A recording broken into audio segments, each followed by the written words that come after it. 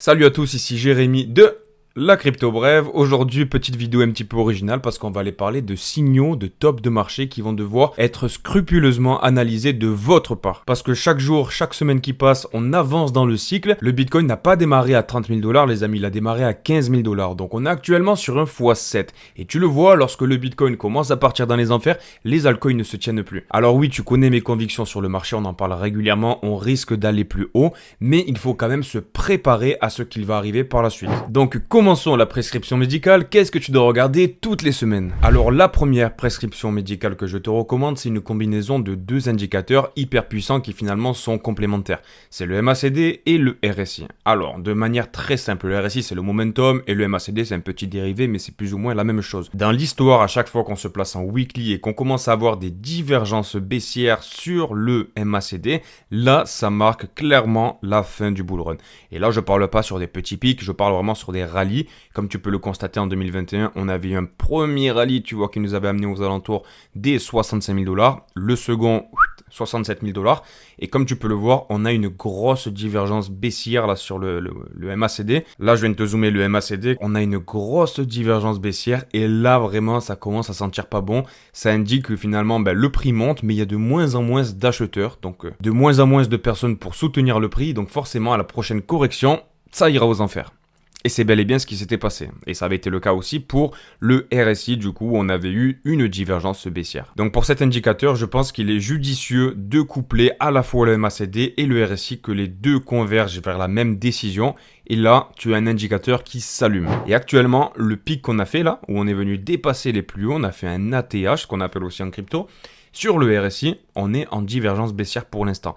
Et donc ça nous amène à penser que peut-être le prochain pump, sera peut-être le dernier. Et ça, il faut le garder à l'esprit. Il faut garder à l'esprit que le cycle, il est de plus en plus mûr. Donc, il faut être au point avec tous ces outils. Il faut être au point avec tous ces indicateurs dont on parle régulièrement. Mais j'ai vraiment envie de te l'ancrer dans ta tête pour que tu le surveilles tous les jours et que tu ne partes pas perdant de ce cycle. Ensuite, le second indicateur qui lui aussi n'a jamais failli, cet indicateur, tu le retrouves avec le Fibonacci. Bon, alors le Fibonacci, c'est ce que tu as sur la gauche de ton TradingView, et ce que tu vas faire, c'est que tu vas venir tracer au plus bas de ce cycle, au bottom finalement de Bitcoin, jusqu'au sommet, ce qu'on considère le sommet local. En fait, tu peux jamais connaître le top local lorsque tu es en train de vivre l'instant présent, si tu vois ce que je veux dire. Mais ce qu'il faut garder à l'esprit, c'est que les 0,382, je te l'avais dit lorsqu'on avait le crash des tarifs douaniers là en mars dernier, le Bitcoin a le droit de venir toucher, mais on n'a pas le droit de venir clôturer en daily, ça commence à être vraiment dangereux, en weekly en dessous des 0,382 sur le Fibonacci. Parce que là, ça annonce que les marrons sont cuits, le Bitcoin a terminé son rallye haussier, il a terminé son bull run, et donc forcément, tu rentres à la cave et t'imagines que les altcoins vont avec. Et ça a été le cas par le passé. À chaque fois que le Bitcoin a cassé les 0,382 dans un cycle, ça a été franco, net. Tu pars à la cave. Tu vois, là, ça a été à 0,382, on était aux alentours des 44 000 $. Voilà, ensuite on est parti en bear market. Mais bon, cet indicateur, si tu veux, il arrive un petit peu à retardement parce que tu t'es déjà mangé une correction. Tu t'es déjà mangé la correction des 68 000 $, direction les 44 000. Donc finalement, c'est le genre d'indicateur que tu peux utiliser. Tu vois, le Fibonacci avec la correction moins 0,382.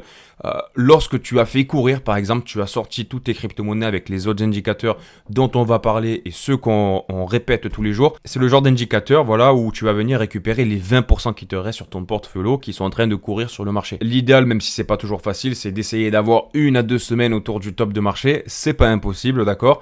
Mais voilà, on laisse toujours courir 10-20% de son portfolio au cas où ça ne serait pas terminé. Et avec cet indicateur, tu peux te dire, bon allez, on remballe le tout, on plie la nappe et on se casse. Ensuite, le troisième indicateur, qui est un indicateur qui est plutôt négligé, mais qui te montre vraiment pas mal de choses sur le marché, c'est l'USDT dominance. Et donc finalement, cette charte, elle te montre la force de l'USDT, le stablecoin de base, tu vois, dans la crypto-monnaie, en fonction de tout le marché de la crypto-monnaie, en fonction du Bitcoin, des crypto-monnaies, de l'Ethereum, etc. Ce qu'il faut que tu comprennes avec cet indicateur, c'est que lorsque cette courbe monte, ça veut dire que l'USDT se renforce. Les gens sont en train de se dérisquer, ils commencent à vendre du Bitcoin, à vendre de la crypto-monnaie. Voilà, c'est pas ouf. Et de la même manière, lorsque tu as un crash sur cette courbe-là, ça veut dire que les gens sont en train de vendre l'USDT pour racheter de la crypto-monnaie. C'est ce qui nous intéresse. Bon, une fois que tu sais ça, parce que là, je t'ai rien appris, ok? J'ai pas inventé la poudre, mais ce qui est hyper important et qui a vraiment jamais failli dans l'histoire, c'est de repérer des divergences haussières sur l'USDT dominance. Je m'explique. Là, par exemple, tu vois, on a eu ce bull, tu vois, du 25 janvier 2024 à mars 2024. Comme tu peux le constater, ben ça crachait. L'USDT dominance, ça diminuait et finalement, les gens, ils investissaient dans la crypto-monnaie. Ça a duré 2-3 mois là. Bon, ok. Jusqu'à ce qu'on ait une première divergence en daily qui a commencé à s'éclairer entre le 4 mars et, hop, le 11 mars 2024. En daily, ok? Et même si tu vas en 4 heures, tu vas voir que ce sera encore plus précis. Et donc, si je te mets le Bitcoin juste à côté, regarde ça. On a eu, du coup, notre divergence qui est apparue pile poil ici, à 71 500 dollars en daily lorsque ça a été validé. En plus de quoi, là, tu commences à former un épaule, tête, épaule sur le récit. Ça commençait à sentir mauvais. Et donc, finalement, ben, ça marquait le top de ce premier rallye haussier, de ce premier bull run. Parce que tu le sais, tu connais mes convictions. Je pense qu'on a plusieurs bull runs maintenant.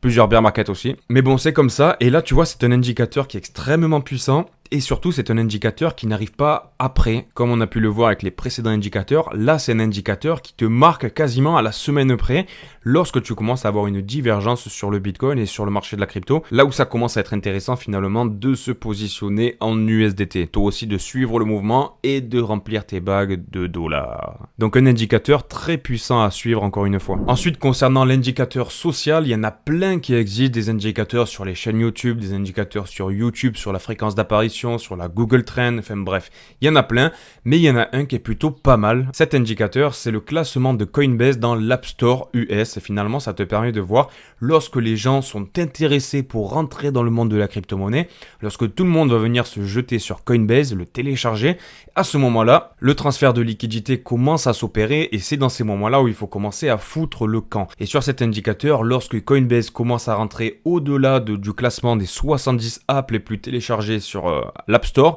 ça commence vraiment à devenir costaud. Lorsqu'on s'approche des 30 premières apps, tu peux te dire qu'on se rapproche très doucement du top sur le Bitcoin et forcément sur les altcoins là aussi. C'est un indicateur qui est plutôt pas mal. Moi, je regarde qu'ils sont un petit peu plus avancés, que j'aime bien vous partager, où je fais des estimations avec l'historique, etc. Mais celui-là, je trouve qu'il est plutôt ok. Ce que tu peux constater en plus qu'on a déjà vu lors de certaines vidéos daily finalement, on est en train de faire une épaule tête-épaule inversée. Pour l'instant, on met un peu plus de temps à faire notre deuxième bras, notre deuxième épaule là. Mais on est toujours dans des zones où pour l'instant on n'a vraiment pas un intérêt du retail, pas un intérêt des nouveaux, de la viande fraîche, t'appelles ça comme tu veux. Donc écoute, on va suivre ça ensemble, mais cet indicateur, c'est un indicateur social qui résume bien finalement l'intérêt ou pas des nouveaux dans le Bitcoin. Et c'est ce qu'il faut que tu suives. Ensuite, un indicateur qu'on regarde très souvent sur la crypto, bref, pour pas dire tous les jours, c'est le Bitcoin Long Term Holder Supply. Et ça te montre la supply finalement des investisseurs long terme sur le Bitcoin. Et tu le vois, ce cycle il est un petit peu particulier, mais lorsque on a de l'accumulation sur les hold term londeurs qui gardent leur Bitcoin pendant un certain moment, c'est plutôt ok. Lorsqu'on commence à voir un transfert de liquidité avec du coup le deuxième indicateur qui vient en combinaison avec le premier, celui-ci des short term supply, donc lorsque les short term, les investisseurs court terme pour les francophones de Bitcoin viennent accumuler, c'est finito pipo. Lorsque tu commences à voir cette charte qui commence à s'inverser, tu commences à avoir une cassure. En moyenne, on avait estimé que tu avais approximativement un bon 65-70 jours sur cet indicateur sur les cycles qu'on a connus depuis maintenant début 2024. Est-ce que celui-ci sera un petit peu différent? Écoute, c'est pas impossible. Dans tous les cas, ce qu'on surveille tous les jours sur la crypto brève, c'est lorsqu'on commence à avoir un renversement, lorsqu'on commence à avoir une cassure. Pour l'instant, on a eu des petites baisses, tu vois, on a perdu 30 000 bitcoins en l'espace de 24 heures. C'est pas encore drastique, ok. Nous, ce qu'on va vraiment surveiller de près, c'est lorsqu'on va avoir une cassure réelle, franche, comme ça, là, où tu passes, par exemple, de 16 263 000 bitcoins à directement 16 millions. Tu perds 270 000 bitcoins qui sont lâchés de la part des long term holders, tandis que du coup, sur les short term, tu vois, sur les short term, c'est juste ici, hop, tu commences à avoir un gros pic d'accumulation. Alors que eux, ils sont en train de vendre, tu vois, ils le vendent, et c'est juste ici, et les court term, ils achètent, juste là. Voilà. Et donc nous, notre objectif, du coup, tu l'as compris, c'est pas d'être la courbe orange, mais c'est bel et bien d'être la courbe bleue. Donc à surveiller de très près, les amis, lorsqu'on a un plateau et ensuite une cassure. Dans tous les cas, on suivra ça de près sur la crypto, bref, tu le sais. Donc dans une vidéo, c'est délicat de tout analyser, d'accord, mais il y a aussi un indicateur qui est bonus pour le coup, qu'on avait étudié ensemble, c'est le Fear and Greed Index. Bon, Lorsqu'on commence vraiment à être dans le grid, lorsqu'on a de l'euphorie sur l'achat de Bitcoin, qu'on dépasse les 75, ça commence à chauffer un petit peu. Mais tu as des périodes où tu atteins les 75 sur le RSI et ensuite directement tu repars à la cave. Tu repars parce qu'il y a une correction sur le Bitcoin ou que sais-je, un Black Swan, peu importe. Nous, ce qu'on a envie de voir, qu'on avait analysé ensemble, c'est qu'approximativement, lorsque tu dépasses les 75 de RSI, et il semblerait que pour le coup, ça a été fait sur notre cycle, là, tu vois, le 23 mai 2025, on a eu 78 qui a été dépassé, suite à quoi on a réintégré en dessous et on n'a pas redépassé les 75. Et bien en fait, comme on se l'était déjà dit, lorsque tu commences à passer durablement, ça veut dire plusieurs jours au-dessus de 75 sur le Fear and Greed Index, là tu peux compter un petit intervalle de 30 jours pour atteindre le top de Bitcoin. Le top de Bitcoin, là par exemple, tu vois, c'était, on va dire, le 17 décembre. Tu vois, tu avais eu un premier pic sur le BTC et tu as commencé ta série de Fear and Greed Index au-dessus de 75 à partir du 7 novembre 2024. Donc, tu as une latence de 40 jours pile poil. Et si tu regardes les autres cycles, les autres bull runs, on va pas le faire en détail là, mais on a plus ou moins cet intervalle temporel entre 30 et 40 jours. Donc c'est extrêmement important à suivre aussi parce que là c'est un indicateur un petit peu comme celui que je t'ai montré tout à l'heure sur l'USDT dominance où tu peux suivre finalement la surchauffe de Bitcoin qui peut t'amener à penser qu'on pourrait pas être loin, tu vois, d'un top, mais là à hauteur de 1 à 2 semaines. Tandis que pour les autres indicateurs, il y en a certains comme le MACD, le RSI, etc. Tu le vois plus après coup. Donc tu t'es déjà mangé une belle correction. Là c'est à travailler, tu vois, avec les 20-30% qui te restent dans ton portfolio qui sont encore en train de courir. Là c'est un indicateur où tu peux essayer de timer le marché au mieux possible. Après il y a plein d'indicateurs qui sont aussi hyper importants que je pourrais te partager, mais je pense que c'est plus judicieux de te les partager au quotidien sur la chaîne YouTube de la Crypto Brève, comme par exemple le funding rate. Tu as tous les signaux on-chain sur le Bitcoin avec les mineurs, le NUPL, le P-Cycle Indicator et j'en passe, mais c'est des indicateurs secondaires qu'on regarde ensemble quotidiennement. Sur ce, on s'arrête là. Je t'ai donné pas mal de petits indicateurs intéressants. Tu le sais qu'on en regarde plein d'autres. Si tu veux te tenir au courant, parce que moi je te les partage tous les jours sur la Crypto Brève, ben abonne-toi. Laisse un petit like pour me montrer que tu as aimé mon travail. Un petit commentaire pour me dire ce que tu en as pensé, ce que tu aimerais voir. Et on se retrouve demain à 5h du matin. Prends soin de toi. Bisous. Ciao, ciao.